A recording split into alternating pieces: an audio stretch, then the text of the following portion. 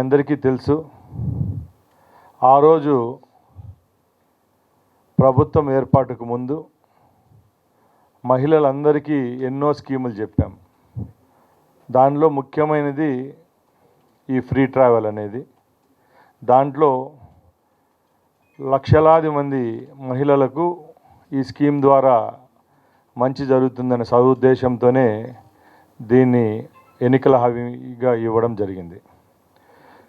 ఈరోజు ముఖ్యంగా ఈ ట్రావెల్లో ఉన్న హైలైట్ పాయింట్స్ ఏవైతే ఉన్నాయో మీ దృష్టికి తీసుకొస్తాను.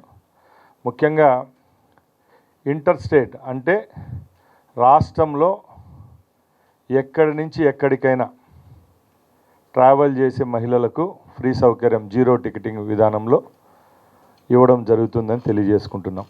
ఒకటవది. రెండవది, అందరూ అడుగుతారు ఏ కేటగిరీ బస్సుల్లో ఈ సౌకర్యాన్ని కల్పిస్తారని అడుగుతారు.